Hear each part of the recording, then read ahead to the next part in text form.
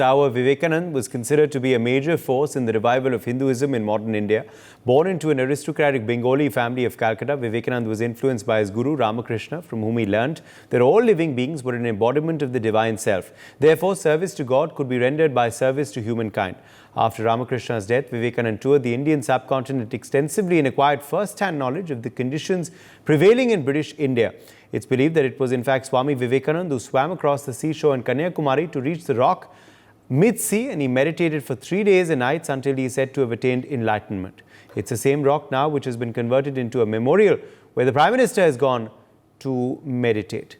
Sumit Peer, a political commentator, is joining us live. Madhav Nalapat, the editorial director of the Sunday Guardian, is live with us. Ravi Bhatt, historian, joins us on the broadcast. Raj Lakshmi Joshi, political analyst, is also with us live. Professor Nalapat, let me begin with you first. What is the significance of the spot which the Prime Minister has chosen for his meditation? Say, Uday, the main significance is that Swami Vivekananda introduced much of the world to Sanatana Dharma. He was a complete Sanatani. He was proud of that. And if I may say so, the good thing about Sanatana Dharma is that you can follow the tenets of that particular Dharma and you can be from any corner of the world and technically be, in practically any faith in the world. Sanatana Dharma is universal, a set of values, a set of principles, a way of lifestyle that can be adopted by any human being. So it is beyond narrow distinctions, quite frankly. And Swami Vivekananda had that universal outlook, that universal spirit.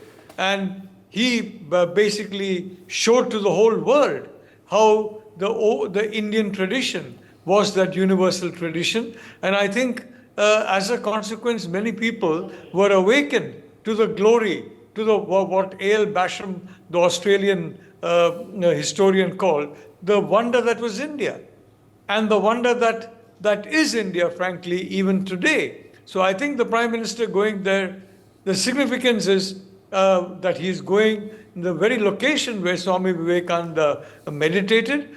And I think it's a location where he feels a sense of, if I may say so, energy. The energy of this that is there. I've been there myself, and I have felt, in a sense, that same energy. I've seen the footsteps which the Swami took on the rock. And frankly, it made a tremendous impression on me. So I don't see any problem in the Prime Minister going there. I don't believe it's political at all.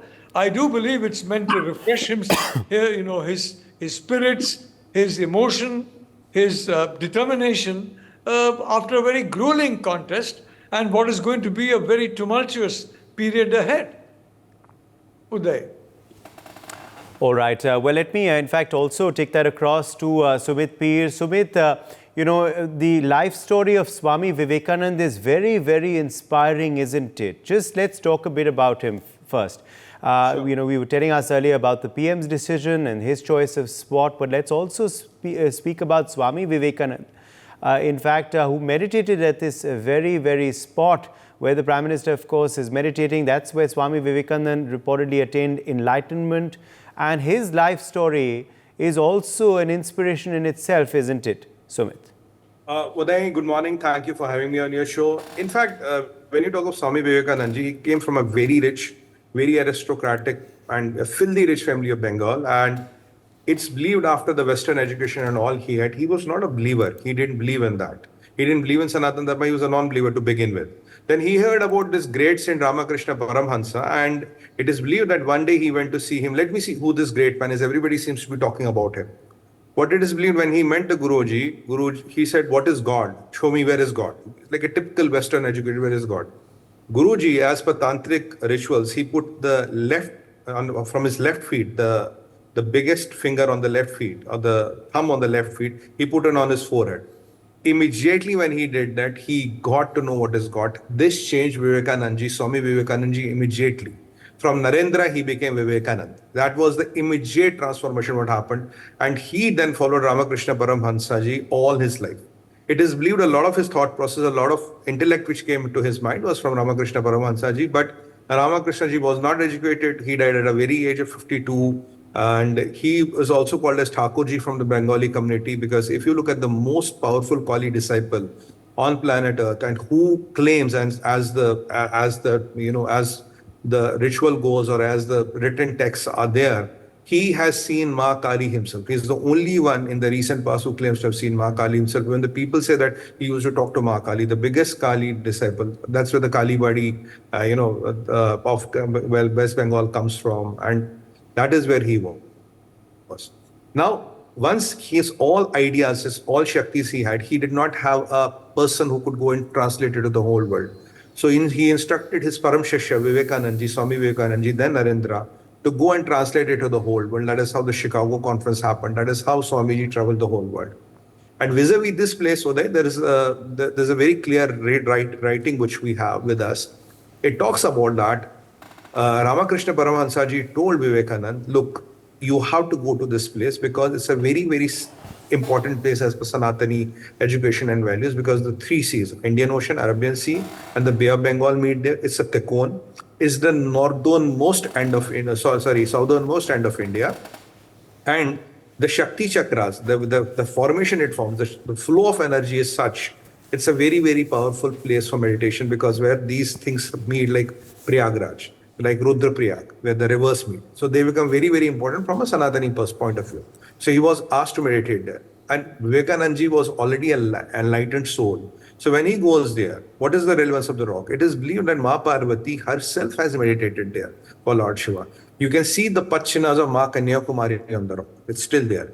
And when Swamiji meditated there, it is believed that whatever he was missing of that ultimate attainment of nirvana or elevation of spirituality, he got it within 3 days. Now, the thing is, Uday, when you go there, you cannot meditate for yourself. The idea of that place is you meditate for the common good of the India, you meditate for the common good of humanity and the Vishwa itself. So when Prime Minister Modi is going there, the meditation is not for himself. The meditation is for the common good of India, Bharat, and things like that. Even if you look at what the predictions are, it is predicted as per the planetary movements that after 4th of June, there might be some trouble here and there, and in various parts of the world. So it's very important a highly enlightened spiritual soul goes there, and who practices there.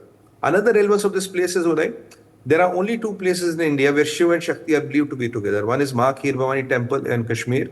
Another place is this. So when you go there as a Shiv Bhakt and a Shakti, you can worship Shiva and Shakti together. And that is the relevance of this place. That is why Vivekananda ji was told by Ramakrishna Paramahansa ji to specifically go to this place, to attain that siddhi, to attain that, that adhyatmic power, what we call it, to become a siddha, a complete siddha, and to become a complete shakti. So this place has a lot of relevance, and you know what are the credentials of Swami Vivekananda ji. I don't need to talk about that. The world knows him. The world knows what he was. And this is why Prime Minister has chosen this place. This again eliminates that north-south divide which they were trying to build. This elevates the stature of the place. Now you and me and people, millions of people watching this broadcast will see this. They will know what is the place of that. Otherwise, people will think it's like any other temple. It's just one of the tourist places I want to go. No. When Modi ji went to Kashi, people knew what Kashi is. 13 crore people visited Kashi. When you go to Mahakaleshwar, you know what Mahakaleshwar is. When you go to Kanyakumari, now people will know the relevance of Kanyakumari ji. It is not like any other temple. It is not like any other place. The Vivekananda rock of the memorial, like Kashi, is believed to be a Mahayantra itself. If you go there, you charge yourself, you get spiritually elevated. That is the place, that is the relevance of the place. That is why at that particular place, it is specifically built to a purpose. And there's a Shastra called Uday. The Shastra is called Agam Shastra. Agam Shastra is the Shastra in which all the temples of South India are built. They give you exact geometrical direction, precision, angles, elevation. Everything is to that Shastra. Even how tall the statues have to be. So this place is built as per Agam Shastra, and at the most powerful place of the Indian subcontinent. So it's not any other place. So Prime Minister Modi going there is to let the 1.4 billion people and the 8 billion people of the world know what is the relevance of this place. So this is what we should see it as. And whatever he is doing there, 45 hours of, I call it yoga sadhana, I call it dhyana yoga, is not anybody's cup of tea. You cannot do it. I can't even think of doing it. I may be able to do it 1 or 2 hours. That's it. I mean, my battery ends there. But for 45 hours, if you are able to do it, you can imagine the level of Siddhi Prime Minister has. the what level of siddha or shakti is, because it is essentially for shakti sadhana you go there. And this is what the people have to understand. And the most important point I'm trying to make, whenever you do sadhana, they have such a long sadhana, you have to be a very elevated soul, and it is not for yourself, Uday. It is for the national good, it is for the good of the country, it is for the good of the humanity. And all our friends in Congress and opposition seem to be missing that. Whatever sadhana Prime Minister is doing there, it is also for their own good, including Mr. Rahul Gandhi ji, who doesn't seem to understand this. But it's very difficult to make him understand Sanatan Dharma, knowing whatever. So I would not like to get into it. It's if you throw a book of integral and differential to somebody who's going to a kindergarten, how do you explain the things to him? He will only look at the book and cry. That is what our friends at Congress are doing. But I'm trying to tell in an English broadcast, in 5 minutes, whatever I have given me, I'm trying to put a lot of things in a perspective so that people understand it is no ordinary movement and country needs it. If you look at the planetary positions which are going to come, and definitely country needs it. I don't want to elaborate more on it, Uday, because these things should not be discussed on a public forum, but country needs it. Absolutely. Ravi Bhatt, come in here on the significance of this spot that the Prime Minister has chosen. What do you make of it, Ravi Bhatt? Ravi? Okay, I think we're having some technical trouble there with him. But Radhalakshmi Joshi, why don't you come in here? Because, this has been well thought of by Prime Minister Narendra Modi. In 2019, it was Kedarnath in the north, where, of course, the PM also has a deep spiritual connect. And now it's Kanyakumari. Yes, Uday.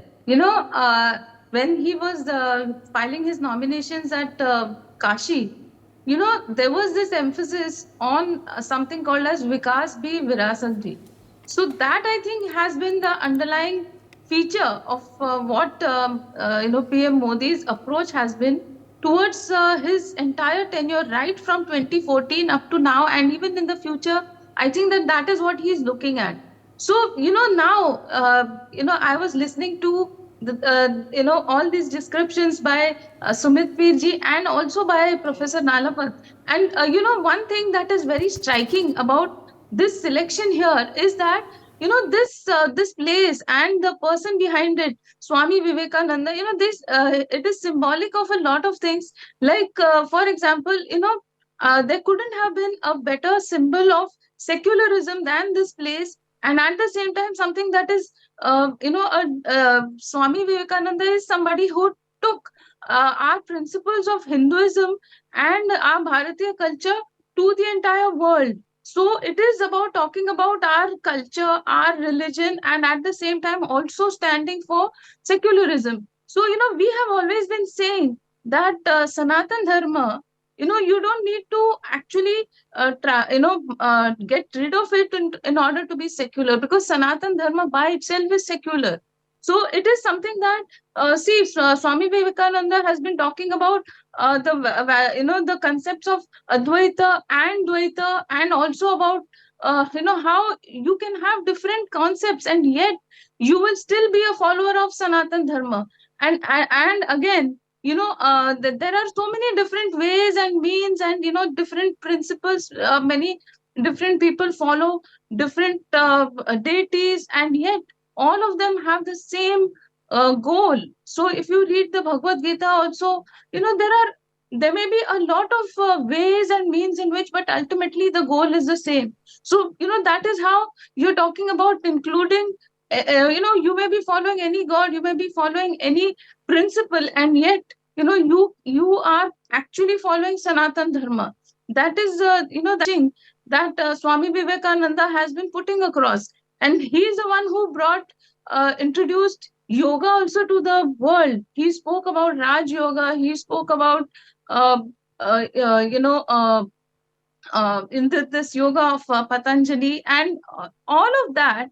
I think that it brings together all the beauty of Sanatan Dharma, of Hinduism, and at the same time it is something that was actually in a very nice way he was able to put across to the entire world. And see, his some of his teachings, they have inspired so many youngsters and so many people. And starting from actually a lot of people, like even say Mahatma Gandhi, even Sri Aurobindo, a lot of people have actually said, even Rabindranath Tagore ji, they have said that if you want to understand what India is all about, what Bharat is all about, you have to read his books, and you have to understand what he is saying about Bharat, because he is somebody who has traveled all across the country, and then he has like Sumit Pirji was saying that he has traveled across the entire country, and then he has gone there and chosen this spot. This is such a symbolic spot there, that it is something that all the both the oceans, the Indian Ocean and the Bay of Bengal, they converge at this place there. And it's a very beautiful place. Even I have been there. So this is something that it is kind of symbolic of the unity of our country. It is symbolic of secularism. It is symbolic of our culture, a lot of things. So I think that and another thing is that PM Modi, he has been extremely tirelessly, he has conducted more than 200 rallies and 85 interviews. At the end of it all, I think that even in all of us, what we try to do is whenever there is, say, maybe an important test or something, we try to meditate or seek the blessings of God, and you try to look within yourself, and that is how you prepare for the great day, for the grand day. And I think that he is doing exactly that. And just like Swami Vivekananda was looking for a vision for his country, similarly I think that PM Modi wants to look at his vision for, he has been always talking about vision 2047 for Bharat. So I think that maybe he wants to look at introspect about whatever has happened all his days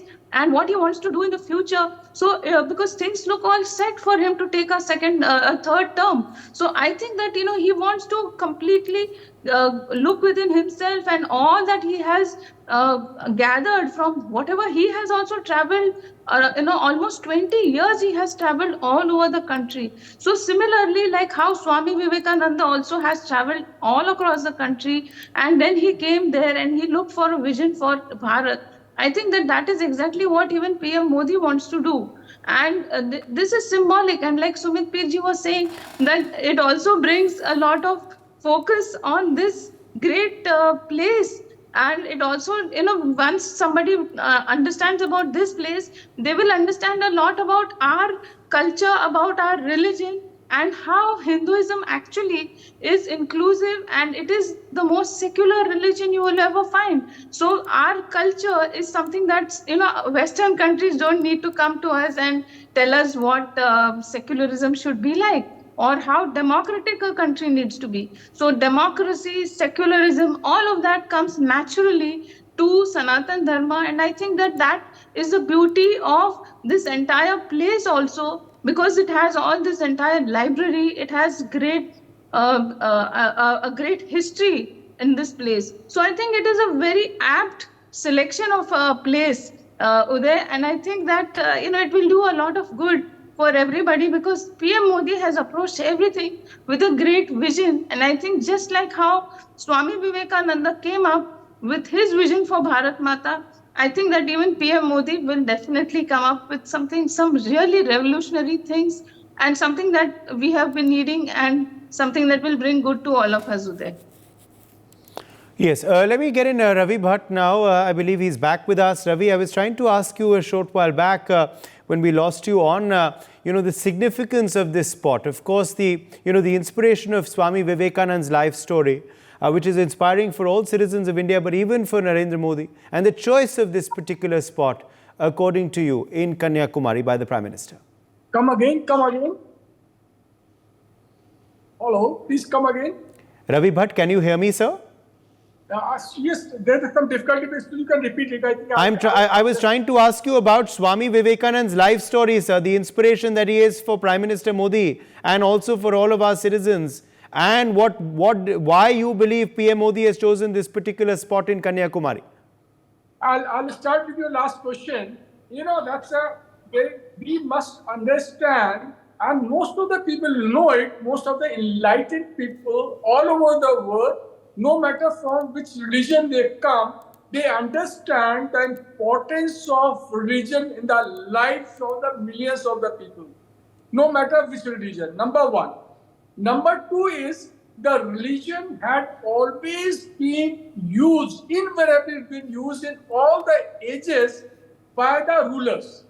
The only difference is that the few rulers in the history, they have used religion for the destruction.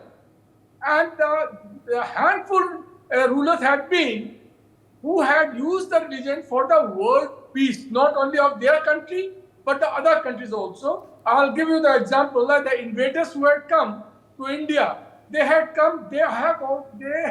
also used the religion, but with a destructive mind. They have destructed, countries after countries, the lot of bloodshed. But there were rulers from India, starting from the Ashoka, Kanyakumari, these people were there who have used the religion, but they've used the religion for the peace of their region, peace of their nation, peace of the world in itself.